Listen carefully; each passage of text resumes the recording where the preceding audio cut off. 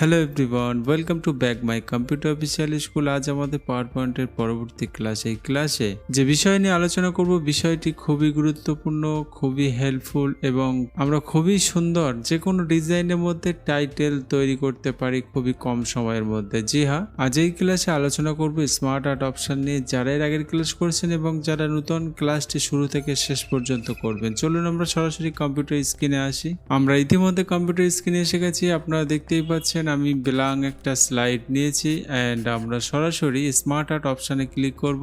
জি হ্যাঁ, এই smart art option কিন্তু ইনসার্ট ট্যাবের মধ্যেই থাকে। আমরা স্মার্ট আর্ট অপশনে ক্লিক করার সঙ্গে সঙ্গে দেখতে পাবো এন্ড বাম সাইডে আপনারা দেখতেই পাচ্ছেন আমাদের ক্যাটাগরি। যদি কেউ লিস্ট টাইপের কোন স্মার্ট আর্ট নিতে চান, এই লিস্ট ক্যাটাগরি অপশনে ক্লিক করবেন এবং আপনারা যদি কোনো ক্যাটাগরি চেঞ্জ করে নিতে চান, সেক্ষেত্রে যে ক্যাটাগরি স্মার্ট আর্ট নিতে চান এখানে ক্লিক করে নেবেন। ক্লিক করে নেওয়ার সঙ্গে সঙ্গে আপনারা দেখতে পাবেন সেই লিস্টেই থাকা যতগুলো স্মার্ট আর্ট এখানে শো হয়ে যাবে এন্ড এখানে শো হওয়ার পাশাপাশি আপনি দেখতে পাবেন সমস্ত স্টাইল লিস্টে থাকে। এখান থেকে আমরা যে কোনো একটা স্টাইল বেছে নেব। ওকে, আমি চাইছি একটা হেডলাইন তৈরি করব বা হেডিং তৈরি করব, তো সেক্ষেত্রে আমি এটাই নিলাম। আপনাদের ক্ষেত্রে অন্য হতে পারে। এখানে ক্লিক করে নিয়ে নেবেন। ক্লিক করে নেওয়ার সঙ্গে সঙ্গে আমরা ওকে করে নেবো এন্ড এই স্মার্ট আর্টে ক্লিক করার সঙ্গে সঙ্গে আপনারা দেখবেন স্মার্ট আর্ট চলে এসেছে। বাট এই স্মার্ট আর্ট নেওয়ার সঙ্গে সঙ্গে দেখবেন একটা গ্রুপ থাকে, ওরা 3টে বা 4টে একসঙ্গে চলে আসে, কিন্তু এক্ষেত্রে আমাদের হতে পারে সিঙ্গেল নেওয়ার প্রয়োজন। তো সেক্ষেত্রে বাকিগুলো কিন্তু আমরা ডিলিট করে দেবো এন্ড আমি এখানে সিলেক্ট করার সঙ্গে সঙ্গে কিবোর্ড থেকে ডিলিট করে দিলাম। ওকে,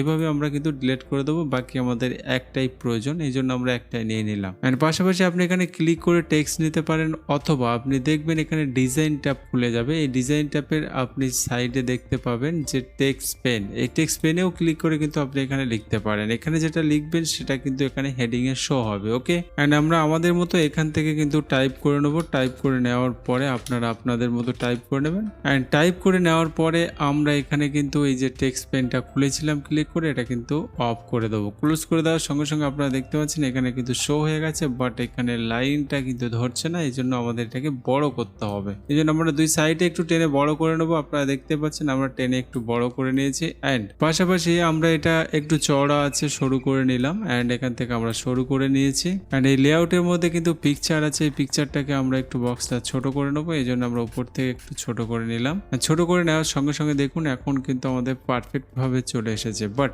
এই জায়গায় আমাদের একটু এডিটিং করতে হবে। যেমন আমরা ফার্স্ট হাফ এখানে পিকচার একটা নিয়ে নেব, এই জন্য আমরা এখানে ক্লিক করার সঙ্গে সঙ্গে দেখুন এখানে 2-3 অপশন খুলে যাবে। 2-3টে অপশনের মধ্যে আমরা কিন্তু অফলাইন থেকে নেব, এই জন্য অফলাইনে ক্লিক করছি। ক্লিক করার সঙ্গে সঙ্গে আপনারা আপনাদের লোকেশন থেকে পিকচার নিয়ে নেবেন। আমি আমার লোকেশন থেকে এখানে পিকচার নেওয়ার চেষ্টা করব। আপনারা দেখতেই পাচ্ছেন আমি কিন্তু আমার ড্রাইভের মধ্যে ঢুকে গেছি এবং আমার ইচ্ছে মতো একটা ইমেজ এখানে ইনসার্ট করে নিলাম। ইনসার্ট করে নেওয়ার সঙ্গে সঙ্গে দেখতে পাচ্ছেন যে আমাদের ইমেজ কিন্তু ইনসার্ট হয়ে গেছে। ওকে, এন্ড আপনি দেখতে পাবেন এই ডিজাইন ফরম্যাটের মধ্যে অ্যাড সেভ। এখানে যদি আপনি অন্য কোনো সেভ অ্যাড করতে চান, মানে অন্য কোনো বলতে এই ধরনের এই রিলেটেড যদি আপনি অ্যাড করতে চান, তাহলে কিন্তু ক্লিক করতে পারেন। ক্লিক করার সঙ্গে সঙ্গে আপনারা দেখতে পাচ্ছেন আবারও কিন্তু আরেকটা চলে এসেছে। ওকে, বাট আমরা এটা আন্ডু করে দিলাম, আমাদের এটা লাগবে না। এন্ড এখানে আপনি দেখতে পাচ্ছেন এই যে আমরা স্মার্ট আর্ট হেডিংটা নিয়েছি, এই লেআউটের মধ্যে আমাদের পিকচার কিন্তু বাম সাইডে আছে। যদি আমরা ডান সাইড করতে চাই, এখানে কিন্তু অপশন দিয়েছে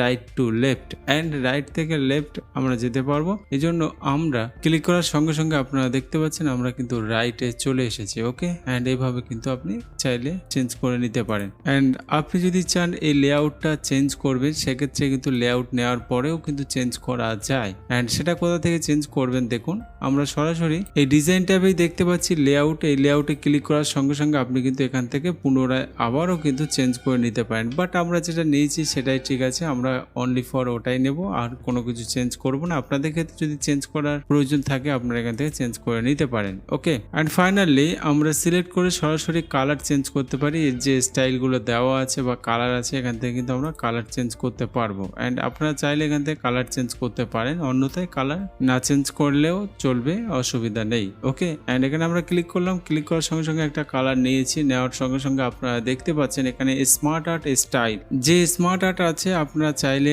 অন্য রকম অন্য ফরম্যাটে কিন্তু নিতে পারেন। আমরা সরাসরি কিন্তু এখানে স্মার্ট আর্ট লেআউটটা সিলেক্ট করে এখান থেকে দেখতেই পাচ্ছেন বিভিন্ন রকমের শেপ আছে, আপনারা চাইলে যে কোনো শেপে কিন্তু পরিণত বা পরিবর্তন করে নিতে পারেন এখান থেকে। ওকে, আর আপনারা দেখতে পাচ্ছেন বিভিন্ন রকম এখানে অপশন দিয়ে রেখেছে, যেটা ইচ্ছে আপনি এখান থেকে নিতে পারেন, নো প্রবলেম, কোনো সমস্যা নেই। যদিও আমার পিকচারটা আমি চাইছি এদের মধ্যে সেট করতে, অ্যান্ড আপনারা সরাসরি এইভাবে এডিট করে নেবেন। অ্যান্ড আমরা এভাবে কিন্তু এডিট করতে পারি, অথবা আমরা চাইলে কিন্তু কাস্টম এখান থেকে করে ছোট করে নিতে পারতাম, বাট এখন আমি আর ছোট করছি না। ওকে, তো এইভাবে কিন্তু আপনারা চাইলে আপনাদের হেডিং খুবই কম সময়ের মধ্যে তৈরি করে নিতে পারেন। চলুন পরবর্তী অপশানটা আমরা দেখে নিই। আমাদের পরবর্তী অপশান হলো, আপনারা দেখতে পাচ্ছেন ডিজাইন ট্যাবের মধ্যে এখানে রিসেট গ্রাফিক্স আছে। যে স্মার্ট আর্ট লেআউটটা আমরা নিয়েছি, এই লেআউটটা যদি কোনো কারণবশত ভুল আমরা এডিটিং করে থাকি তাহলে কিন্তু আগের পজিশনে আমরা ফিরে যেতে পারবো। এই জন্য আমরা রিসেট গ্রাফিক্সে এসে ক্লিক করব। ক্লিক করে দেওয়ার সঙ্গে সঙ্গে আপনারা দেখতে পাচ্ছেন পুনরায় যে অবস্থায় ছিল সেই অবস্থায় কিন্তু